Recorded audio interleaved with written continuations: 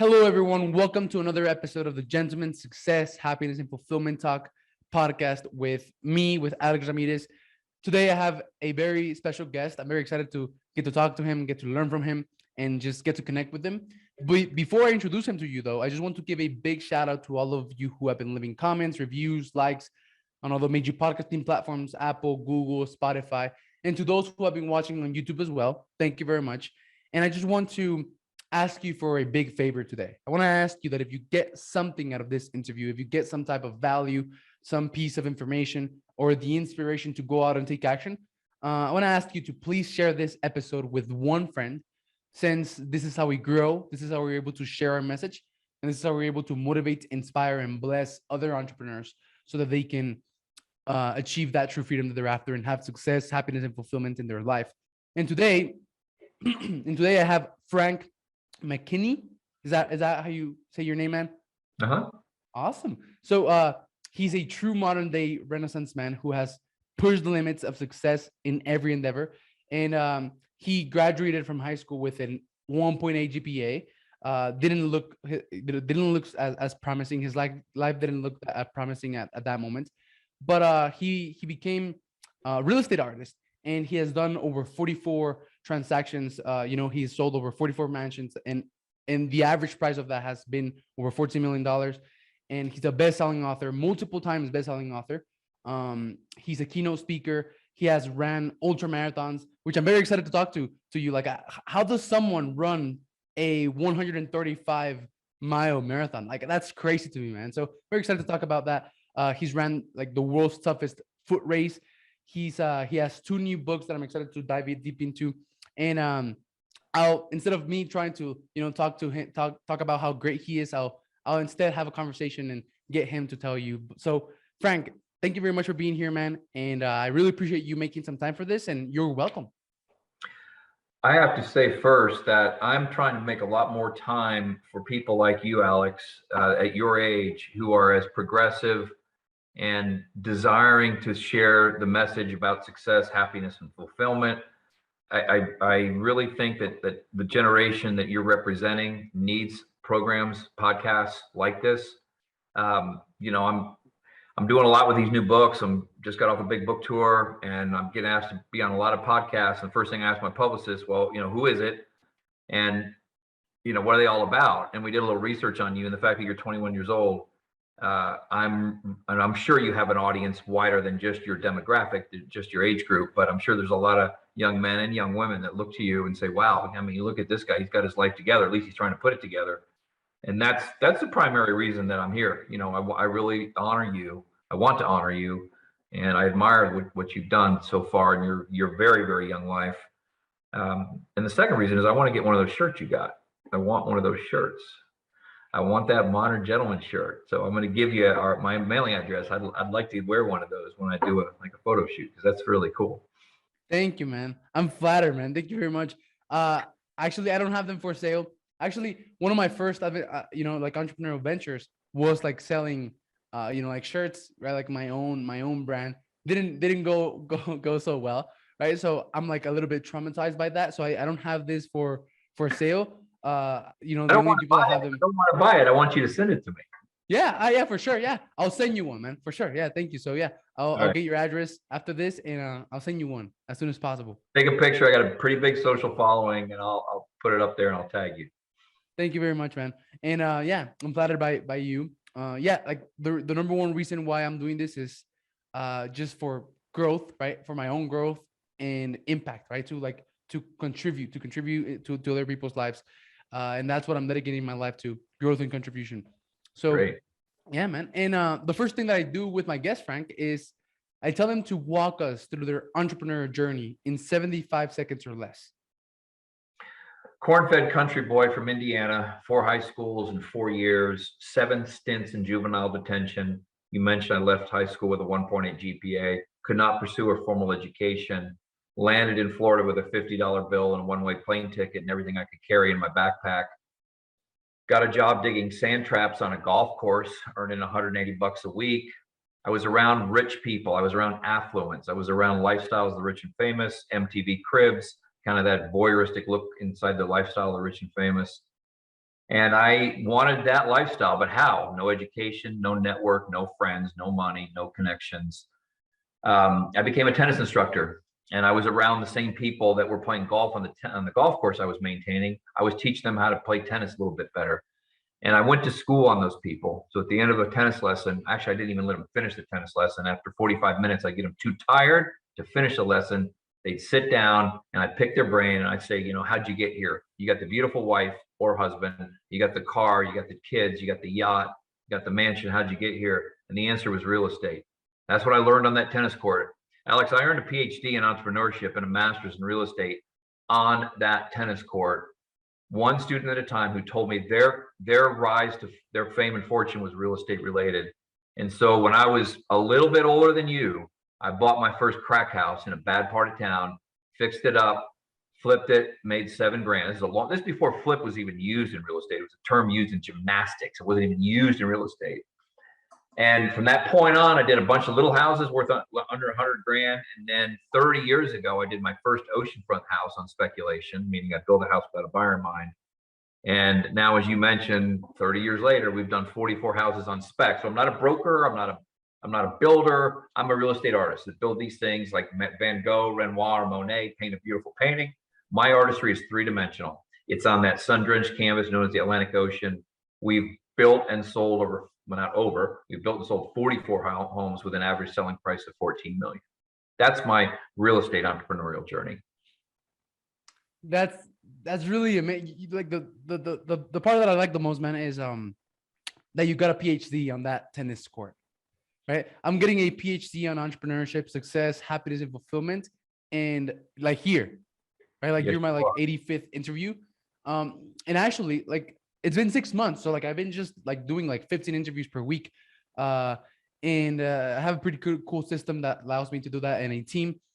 And like the biggest benefit that I have seen from speaking to a lot of, you know, successful entrepreneurs that are ahead of me in every single area of their life, and is like my change in identity, my change in who I believe myself to be. Because every time I get on one of those interviews, and, you know, with these people that are like greater than me or more successful than me or whatever, I'm able to like hold up a big mirror in front of me, and I'm able to see all the good qualities that I already have and all the things that I have yet to develop. And it's really cool. And the biggest thing for me has been like belief, like just believe in myself.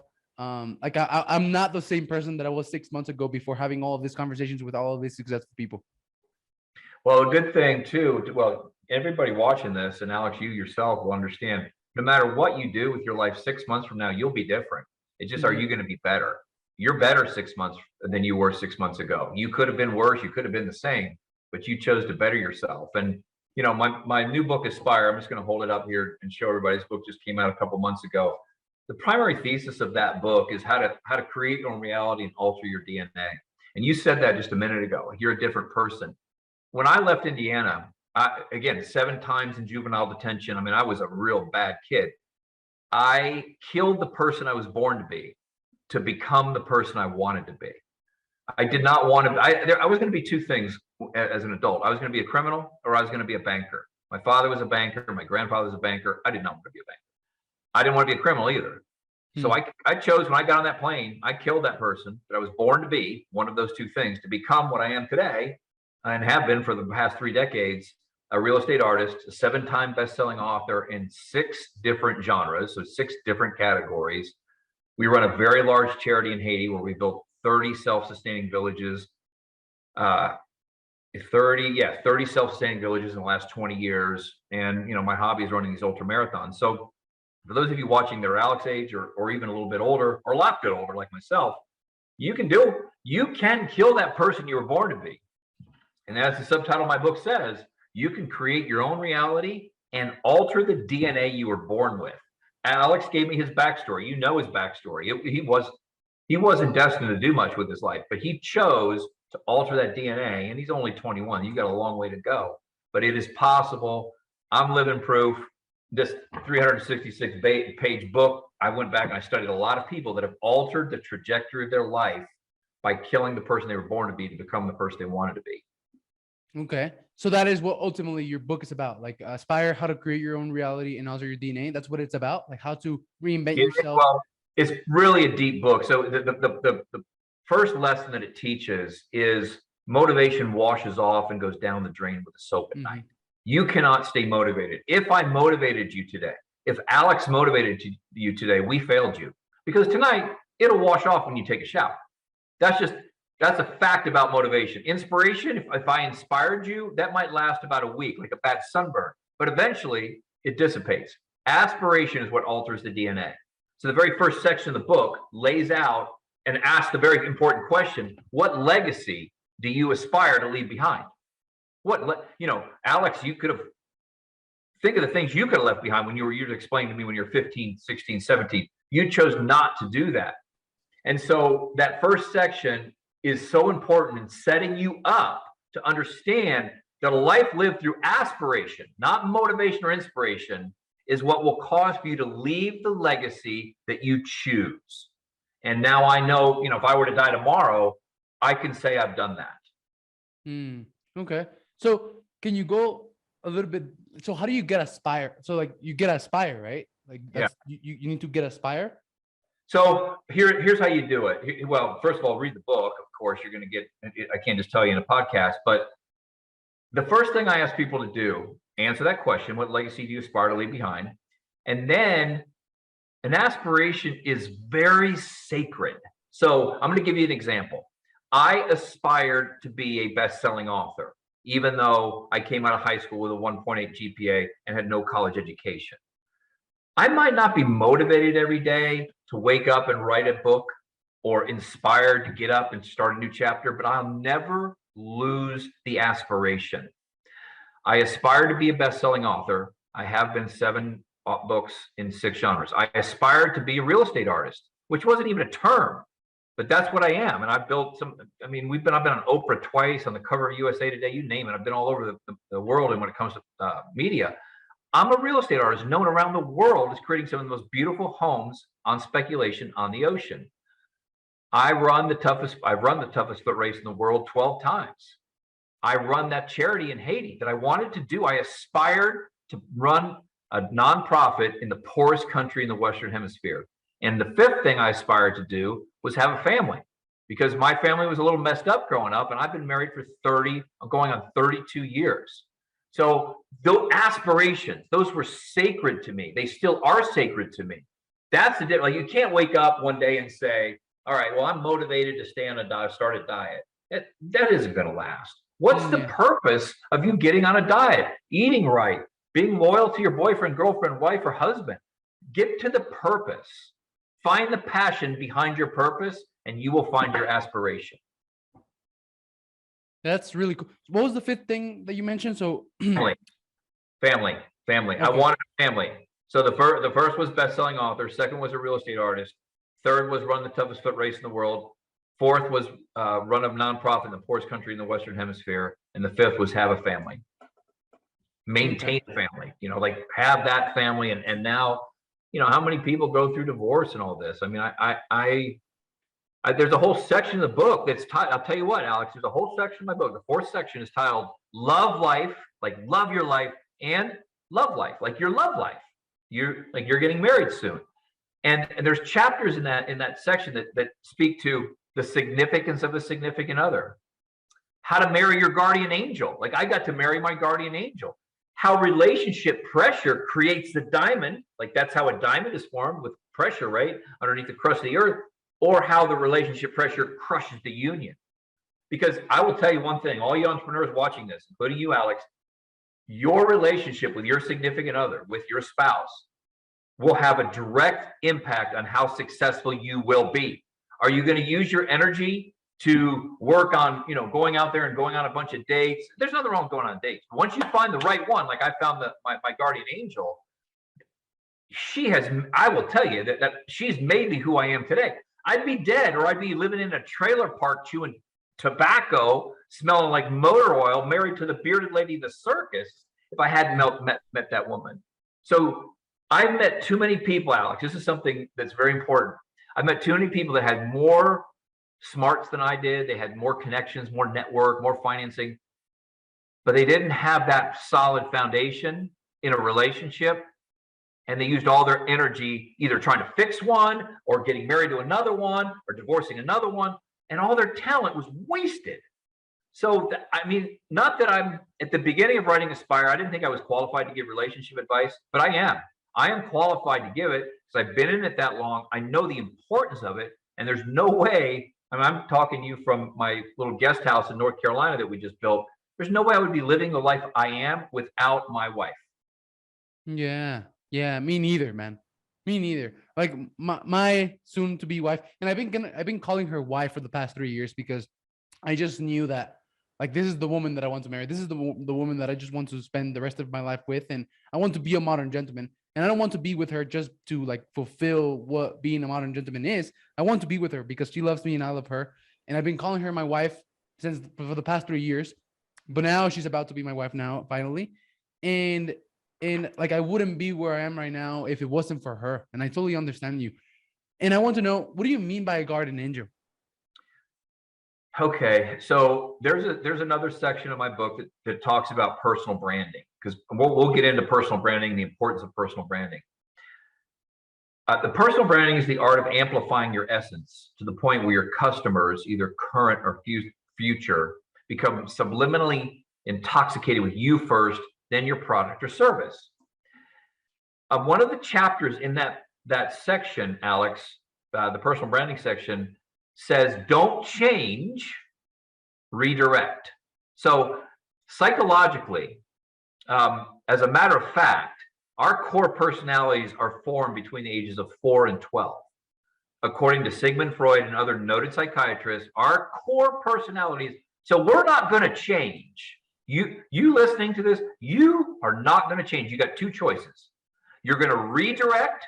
In my case, I had very self-destructive, risk-taking tendencies. So I'm still a risk taker. I found a constructive outlet for the risks that I used to take that were destructive. So I found a constructive outlet for a destructive tendency. Second, you're going to reignite something that's inside of you. That's already in there, but it's laid dormant. That's how you change, but we really don't change. You redirect or you reignite. Marrying a guardian angel. So I had self-destructive tendencies, self-sabotaging tendencies. When you marry somebody that loves you, they will save you from yourself sometimes. Imagine that. My wife knows my tendencies to the point where if I start going down that wrong path or thinking about it, she will say, hey, wait, we've built all this up.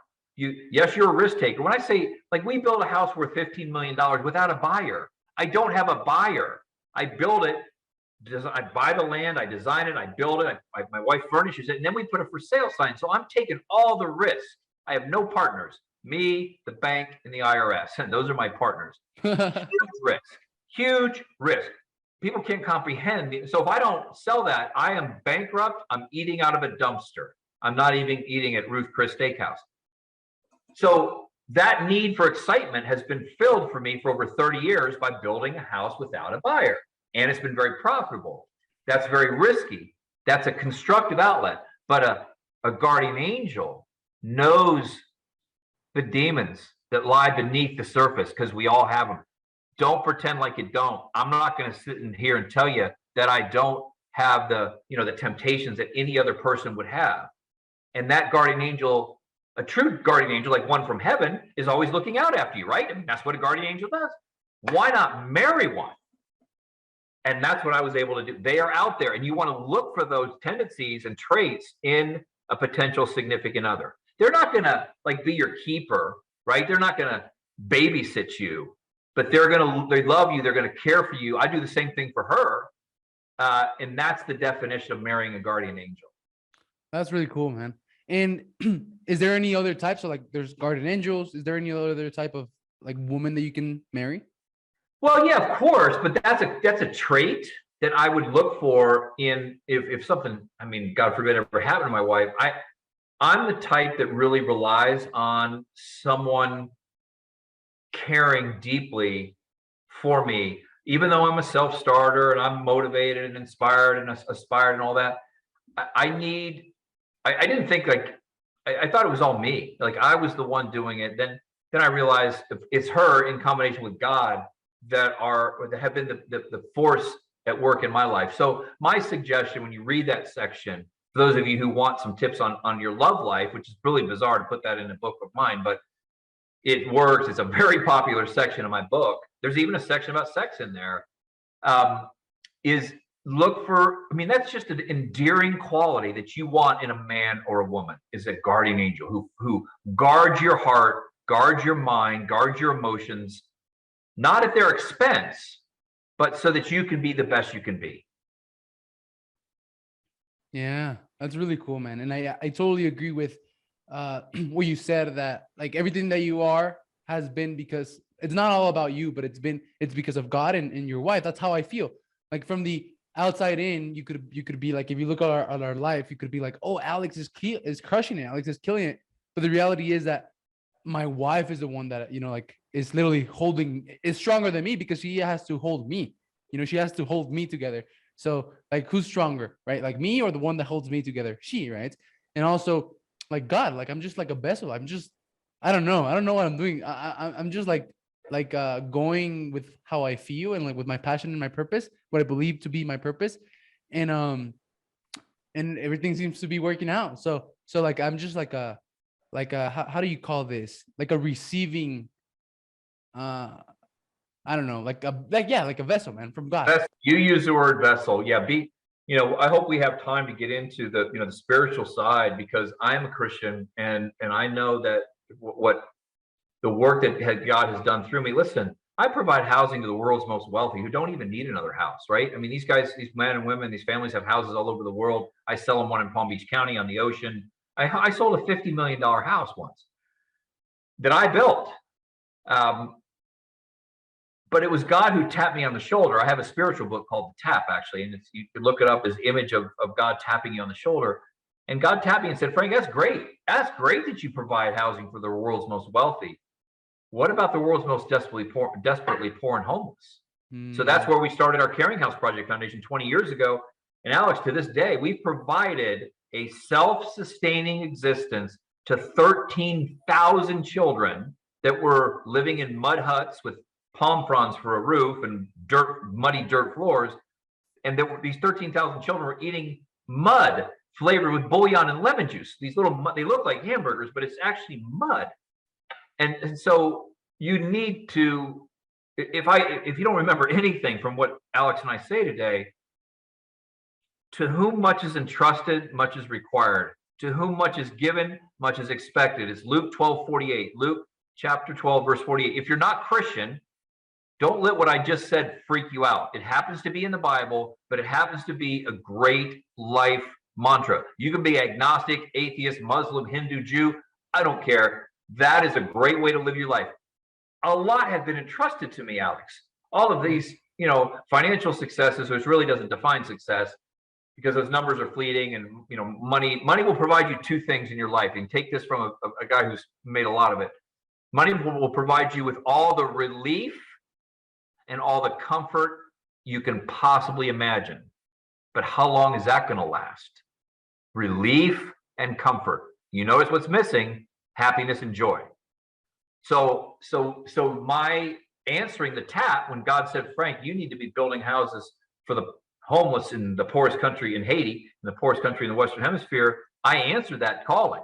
I listened to that tap, and now 20 years later, Alex, that's going to be my legacy. That's the answer to chapter 2's question in Aspire that says, what legacy do you aspire to leave behind? I used to think it was the oceanfront mansions that I'll be remembered for, because they're stunning. It won't be, because they'll be torn down in 20 years. It's the legacy of providing that self-sustaining existence to the 13,000 kids and their kids and their kids' kids that will be my legacy. Yeah, I really like what you said, the quote from the Bible. And that's how I feel. I feel like an instrument that, like an instrument from God that is here to just do something, right? And I'm answering that tap. So that's a really cool thing for you to say. And I'm definitely going to go ahead and get all your books, man, because I from the time that I first came across you and I just saw you speak, I got this feeling of spirituality, right? Like that you being a very spiritual being, And that's what I'm trying to dive deep into right now, because I realize that like everything is like we're spiritual beings having a human experience, right? And like if you focus on really understanding the spiritual side of things, you can make like insane amount of progress by just understanding the spiritual side, and just instead of just the physical, right? If you spend time understanding the metaphysical, you'll make huge quantum leaps in the in the physical, I mean. And um and I really like everything that you're talking about, so I'm going to dive deeper into that. And I also like money will give you relief and comfort, right?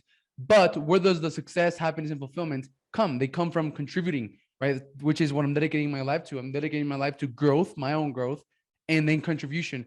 So you had a lot of relief and comfort, but Yeah. where did you get your happiness and your fulfillment from? Contributing, right, to people who need it the most. Yep. Unequivocally. Just remember that God rewards responsible stewards.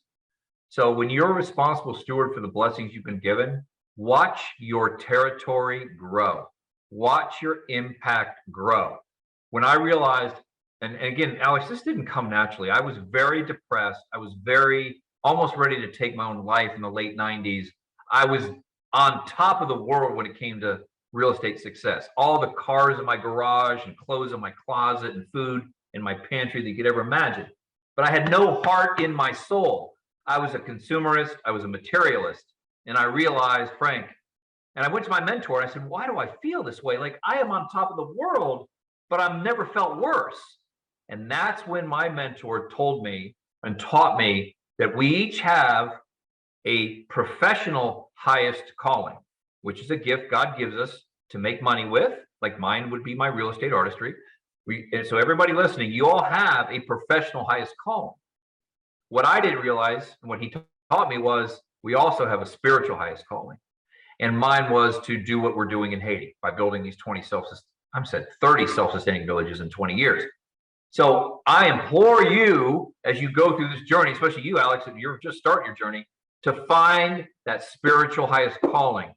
You won't have to go through what I went through when I was a little older than you. I was about 30 when I hit rock bottom, because all I cared about was the materialistic and consumeristic things that I could provide myself with, all the relief and all the comfort I could have in my life.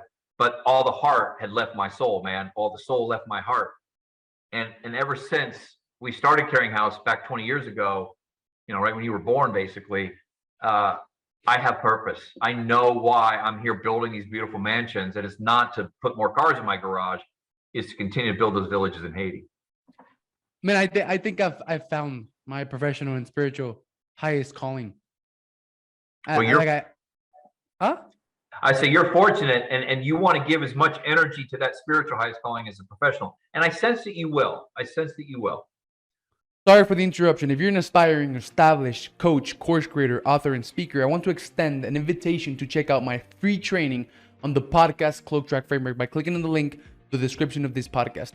On this training, you're going to learn how combining podcasting with a rare concept that very few people know about called the Cloak Track can help you build a multi-million-dollar network of successful people who can become your clients, put you in front of hundreds of your ideal clients with your message, coaching, courses, and books, help you become a best-selling author, get you booked to speak on stages, or even making an extra $237,600 in the next 6 months.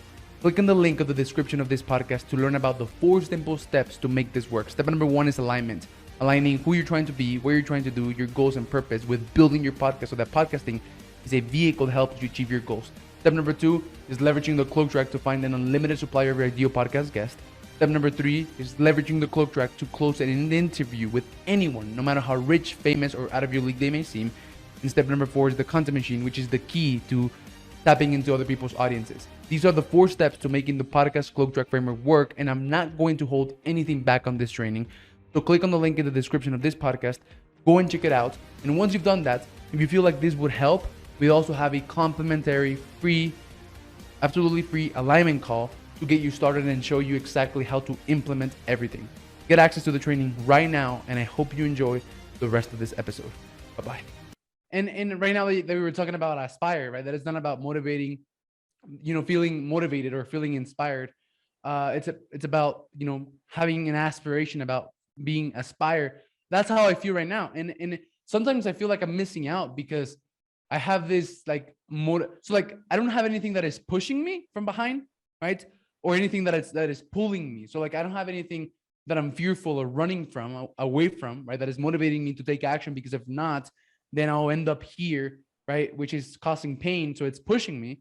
And I don't have anything that is pulling me. So like, like I want this, and that is pulling me. This is where all my motivation come from, to do everything that I'm doing, because I want this, and this is pulling me. I don't have that. I don't have anything pushing me or pulling me. I have this I don't know how to call it, maybe motivation, inspiration, aspiration, like that comes from within. Yeah. Like I don't need motivation. I don't need inspiration. Every single day I'm just like going and going and going, and I don't need motivation. And it's because I'm aspired, right? And like you have it. Aspiration is it's this pursuit of something, this otherworldly passion for your purpose. It's hard to, like, it's a constant energy. So that's the difference. And aspiration is this otherworldly pursuit for your passion. And it's there, some days you don't feel like it, and some days you don't, you're not going to pursue, you got a ton of energy, so it won't happen to you for a while. But when it happens, I've never lost the aspiration.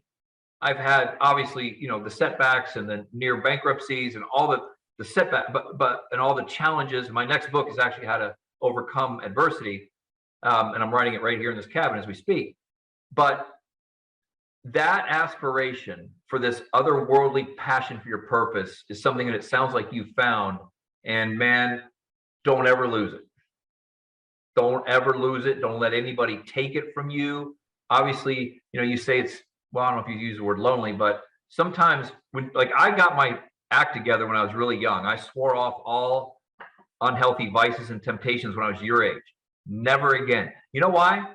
Because to live an extraordinary life, you must resist an ordinary approach.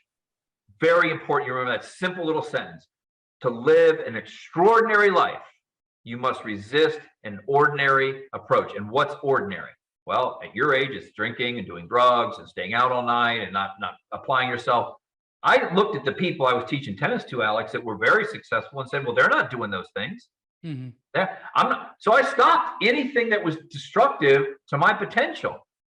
And I've been feeling or realizing the benefits of success since I was in, like 23, 24 years old, because of a disciplined lifestyle. Sacrifice today for a better tomorrow.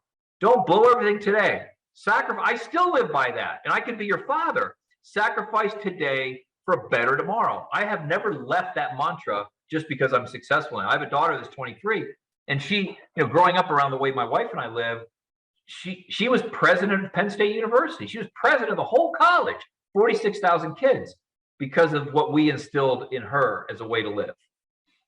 Yeah. So yeah. So now that you talk about your family and all of this, so man, okay. I mean, I don't know how to be a, like a husband or a father or anything, right? Like one of the reasons that I've been able to make what I feel is, a decent amount of progress for the past 3 years is because I've had an attitude of, I don't know anything, right? Here's some, like, talking to people like you, or paying people, right? So that they can teach me their wisdom. And I've had this attitude of, I don't know anything. Here's some money, teach me, right? Or can you please help me, right? So like I want to make sure that because like one of my legacies that I want to build is this. Look, it's I want to break generations of strong men creating good times creating weak men creating bad times, and then bad times creating strong men, and then strong men creating good times, in that cycle all over again. And I want to turn that into strong men creating good times. I'm living good times right now, right? And instead of me becoming a weak man, I want to become an even stronger, wiser, more intelligent, more evolved man who creates even better times, in which he raises beautiful kids to be stronger, the most stronger than ever, more intelligent than ever, more wiser than ever, more evolved than ever, men and women who change the world, right? So that's what I want. And I sense that you can, give me some advice on how to do that, how to make sure to raise a good family in that way, to accomplish what I just told you that I want to accomplish. The most important tip I give to a lot of parents is, so we only had one daughter. That's all we had. And I don't, I would teach her by example, Alex. I rarely like preached to her. I rarely lectured her. Um, well, I'll tell you one thing I did that didn't happen a lot. I mean, I saw when I was younger, when we had her, I walked my daughter to school every single day from pre-kindergarten to eighth grade. 1,652 consecutive walks to school. If I happened to be sick or out of town, my wife walked her. That might have been 1% of the time. So she never sat in the backseat of a car to go to school for 10 years. Why? It was time spent. We lived like a mile from school, so it was 15-minute walk or 20-minute walk. I did that every single day. That was, almost 10 years ago. Those were those precious years of my life, Alex, because I got to spend time one-on-one with my daughter. When I was very busy, I could have used the excuse that, hey, you know what? My wife's name is Nilsa. She's actually Spanish, Latin. And I said, Nilsa, you could take her to school today. I'm busy. I never said that. Never one time, unless I was sick or out of town. So that is a very important. One of my 7 books is a young reader fantasy novel, like Harry Potter, Twilight, Hunger Games, Narnia, called Dead Fred, Flying Lunchboxes, and the Good Luck Circle. And it's a fantastic novel based on the fact that I walk my daughter to school every single day. So it's a fiction story that's rooted in reality. The other thing I did for my daughter from a very young age, I instilled the importance of taking risk. You cannot get anywhere in life. The one thing that I do better than most people, and again, I know many people are smarter, have more money, more friends, more connections, more financing. I'm afraid every day of my life, but I don't let it stop me. You never get over the sensation of fear, but you can learn how to not let it stop you. And I taught my daughter to do that from a very early age. And this is how I did it. It's kind of funny. One small little exercise, Alex. So if you've traveled through the airports, which most people listening to this have been in an airport, you got those moving sidewalks that you get on and they move in this opposite direction to get you through the airport faster. I used to make her get in on the opposite, go the wrong way on the moving sidewalk, because that's life. Everybody's coming at you. You want to do something different. You're going this way, and everybody's saying, "You're too young. What are you doing, little girl? You're going to get hurt. You're not very smart. You're going to hurt yourself. Why are you going to?" People are constantly bringing her down. I said, honey, that's what's going to happen in life. They're going to challenge you, and you're going to go against the grain. You're going to go the opposite direction of everybody else. You're going to be a unique young lady. To this day, we did that until she finally was a teenager. And to this day, she credits that, like being a leader, going against the grain, running for president of a college of 46,000 kids and winning is a direct result of me encouraging her to take risks. So you've got to spend the time, as I mentioned, how I walked her to school, encourage her to take risks. And the last thing with your people with kids, do not focus on grades. Do not, listen, if she brought home a C, you know what that stood for in our household? That she took a risk. No, C. If she brought home a C on a report card. Okay. If she brought home a C, that meant, C, I'm smart. C, I'm smart. C, I'm smart. I never push grades on her and let her develop her own discipline and drive. It's parents that hover and they obsess over their kids' grades because they're afraid that the neighbors are going to find out that my daughter never got a C, by the way. Yeah. So don't push grades. Spend the time, encourage them to take risks. Cool. So spend the time with them, lead by example, encourage them to take risk, and do not focus on grades. Okay, cool.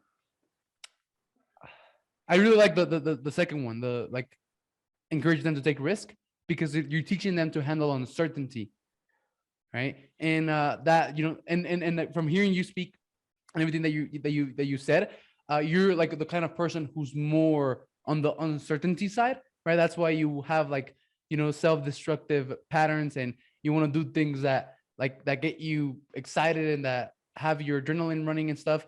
like running ultra marathons and stuff, right? So you're on the like uncertainty side, and most people are on the certainty side, right? And that's why they're like they stay stuck in a job that they hate, but they would rather the certainty of a job that they hate than the uncertainty, than embracing the uncertainty of going out and trying to like make their dreams become a reality, but handling with the uncertainty of failure, right?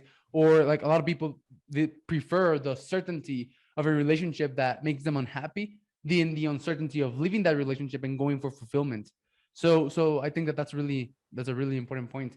And uh so yeah, and man, so before, so we have like 10 minutes, and before, I always finish my interviews with asking 5 questions. Before I do that, I just want to mention a couple of last things. The one of the first things that I want to mention is how do you run one of the toughest foot race in the world? Like, how do you run a like like a race that is more than 100 miles? Like, I just don't get it, man. How do Yeah, you how do you do that? you do. I'll say real simple: get the mind right, and the miles will follow. Get the mind right, and the money will follow. Yeah. It's about training my mind for the torture associated with running for 2 days straight with no sleep in 125-degree temperatures, where the pavement that my feet were on was over 200 degrees.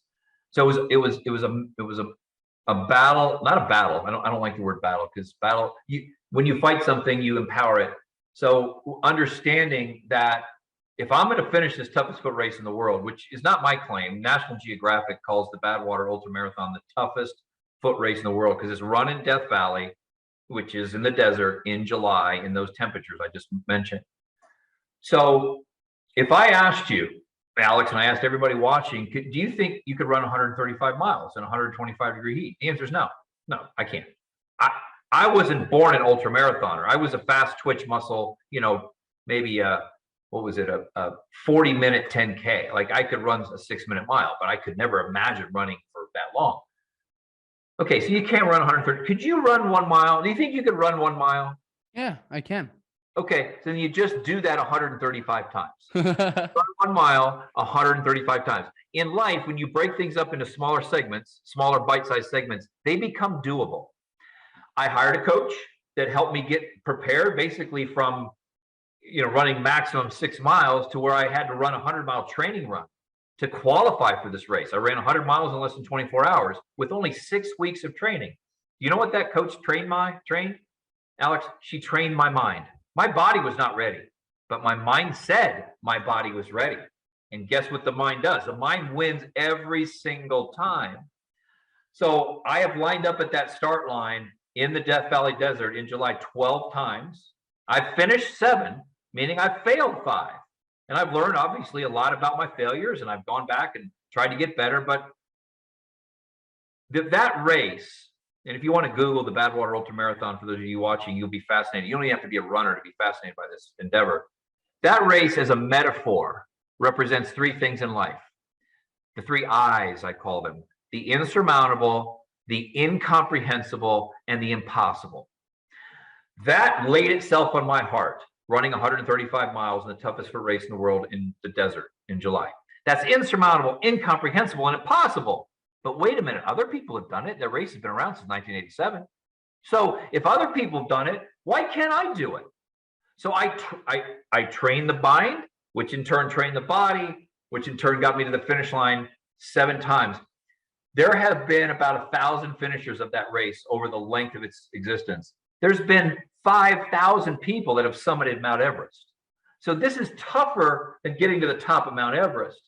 But you get the mind right, and the money or the miles or the relationship, you name it, will follow. Yeah, I really like that. And really quick, how do you get the mind right, man? Well, I had a coach, first of all, and the training was, I started out a couple miles. I would do 50-mile training runs. I would train in a sauna that had a treadmill inside the sauna. So I'm at 150 degrees and I'm on the treadmill. I would pull a tire and on, like a harness. I would have a harness on and I'd be dragging a tire behind me over and back on a bridge. I live in Florida. It's very flat. The desert race is mountainous. I'd drag that tire back and forth over a bridge for 24 hours straight, 24 hours straight. I stop, go to the bathroom and eat, but basically 24 hours straight. So constantly, like when I'm out there on a training run, I don't think about the mile that's ahead of me, nor do I think about the mile I've finished. I run the mile I'm in. In life, run the mile you're in. You mentioned certainty versus uncertainty. People are always seeking certainty. There's nothing certain in life. So Yeah, quit exactly. seeking it. You can't have certainty in life. Just like, and this might, upset some people, you can't have balance either. Life was not meant to be in balance. You're constantly like a grandfather clock on the pendulum, swinging between, like when you had your baby, you're way out of balance. And when you get married, you'll be out of balance again. And when you start a new business, if we were meant to be in balance, like right what we call homeostasis, right in the center, what's moving? Nothing. The grandfather clock of life is not ticking. So quit trying to balance your life. My life has never been in balance. And the time that's been in balance, I know I'm not progressing forward. Cool. Awesome. So the first question, Frank, is if you could give your 20-year-old self, some advice, what would that be? Not to redo your life or like anything like that. Just give your 20-year-old self some advice. What would you say to him? So you're like basically my 20-year-old self. You're 21. Yeah. I would tell you, exercise your risk tolerance like a muscle. In other words, exercise your risk threshold like a muscle. Eventually, young Frank, it will become stronger and able to withstand greater pressure. And I also would tell you that, Frank, you're going to succeed, but you need to realize that success is not meant for your sole benefit. It's meant to assist others who will likely not succeed at your level. Back to Luke 12:48, to whom much is entrusted, much is required.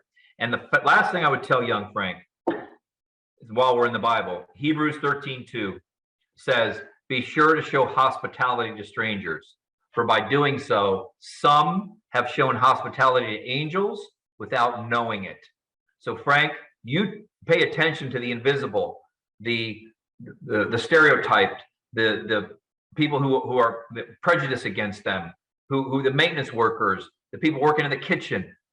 Those are the angels in life. Pay attention to them, because you don't. Those are the people in life you don't know if they're angels or not. So Hebrews 13:2, I would tell Frank to pay attention to that. Nice. The second question is, what's a mindset shift that you've had that you can share with us that you think has contributed to your success? Well, I don't want to get too much into this because it's in my new book, but that all of us will face adversity. You're going to face adversity, and how to face down adversity, because you don't overcome it. You just move from one adversity to the other. You want to shorten the tenure of your adversity. So that mindset of understanding that I accept my adversities. I don't give them any energy anymore. I accept them for the moment that they're passing through my life. I do not give them any energy. And it's amazing how these adversities just slip through my hand now like sand. They don't last. So know you're going to have adversity, accept it, and give them no energy. Great insight, man. Great insight. I love it. So the third question is mindset map. So do you have any strategy, tactic, tool, any piece of advice that would help someone, have more clarity in their life? We were talking about like, what is it that you aspire to do? What is the legacy that you want to live behind? So do you have any tip for people who need clarity, who want more clarity around who they are, what they want, where they're going? Okay, so I have to go back to that question, chapter 2 of my book, Aspire. Ask yourself the question, what legacy do you aspire to leave behind? That's a really hard question. And here's what will help you answer it. Who do you aspire to emulate? Emulate is a big fancy word for copy. Who do you aspire to emulate? That will help. And then you answer, like my book, I tell exactly who I looked up to, who I aspired to emulate, who I sampled like little pieces of their DNA from. I didn't copy them. I just took little pieces that I liked. And that helped me answer the question, what legacy do I aspire to leave behind? That's all in that first section of Aspire. And that will help you gain clarity into who you really are or who you want to be. Forget who you are, who you want to be. Nice. Okay. Who you want to be. So yeah, I like that. Mindset map, motion. So what is a habit that you have, Frank, that you think has contributed to your success? A habit. Most important habit I can share with you: go to bed early, get up early. I don't stay up past 9. I get up at 4 almost every single day. I'm in the gym on Monday, Wednesday, Friday. I'm running on Tuesday, Thursday, Saturday. I'm in church on Sunday. I mean, like I said, I could be your dad. I still stick to that regimen. I drink a gallon of water a day. I don't drink, I don't smoke, I don't do drugs. I eat very healthy. But that, realize that after 9 o'clock, for most people, nothing constructive happens. Yeah. Unless you're in bed with your wife or whatever. That's pretty constructive, or your husband. So sacrifice. Remember, sacrifice today for a better tomorrow. When you sleep until 8, 9, 10 o'clock, you are wasting prime creative hours. Because as the day goes on, especially, I'm a little older than you, your energy level wanes. Even when you're 21, your energy level wanes. You're going to have most of your energy in the morning, with or without coffee. So you maybe don't have to get up at 4, but I would challenge you for the next week, get up a half an hour earlier. And then the week after that, half an hour early after that. Because remember, 21 days to make a habit, 90 days to make a lifestyle. So start with these little changes, and that one thing, Alex, has contributed to more to my success than anything, because I can start thinking and creating things and designs at 4:30, 5 o'clock in the morning when I'm out there running. Yeah. I can I can give a testament to that, because I go to bed at 9. I'm in bed at 9 most days, and I woke up at 4 a.m. most days as well. So, and I love it. I love it because, like 8 a.m. comes around and I've already done more than the majority of the world, and it feels really good, right?